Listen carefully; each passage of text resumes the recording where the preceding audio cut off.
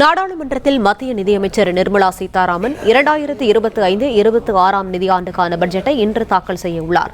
கூடுதல் விவரங்களை செய்தியாளர் ராஜகுமரன் வழங்க கேட்கலாம். ராஜகுமரன் வணக்கம். இந்த பட்ஜெட்டில் என்னென்ன அம்சங்கள் இடம்பெற வாய்ப்பிருக்கிறது? எதிர்பார்ப்புகள் என்ன? விவரங்களை பதிவு பண்ணலாம். 2025-26 நிதியாண்டிற்கான பொது பட்ஜெட் இன்று தாக்கலாக இருக்கின்றது. பட்ஜெட்டை 11 மணிக்கு நிதியமைச்சர் நிர்மலா சீதாராமன் அவர்கள் தாக்கல் செய்ய இருக்கின்றார். அதற்கு முன்பாக நிதி அமைச்சகத்தினுடைய அதிகாரிகளுடன் இணைந்து பட்ஜெட்டுடன் சென்று குடியரசுத் தலைவரை சந்தித்து இன்னும் சற்று நேரத்தில் நிதியமைச்சர் நிர்மலா சீதாராமன் வாழ்த்து பெறுவார்.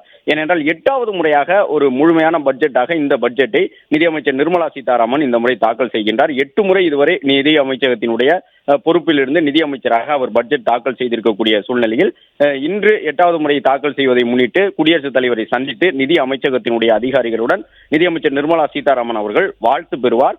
அதன் பிறகு பிரதமர் நரேந்திர மோடி அவர்கள் தலைமையில் நடைபெறக்கூடிய அமைச்சரவை குழுவின் மூலமாக அந்த கேபினெட் ஒப்புதல் வழங்கிய பிறகு சரியாக 11 மணிக்கு பொது பட்ஜெட்டை மத்திய நிதியமைச்சர் நிர்மலா சீதாராமன் அவர்கள் வாசிக்க தொடங்குவார்.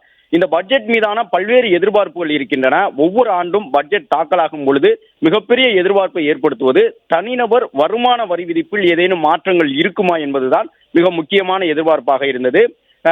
கடந்த முறை பட்ஜெட் தாக்கல் செய்யப்பட்ட பொழுது அது ஒரு இடைக்கால பட்ஜெட்டாக இருந்தது. நாடாளுமன்ற தேர்தல் நெருங்கி வந்த சூழ்நிலையில் இடைக்கால பட்ஜெட்டை நிதியமைச்சர் கடந்த முறை தாக்கல் செய்திருந்தார்.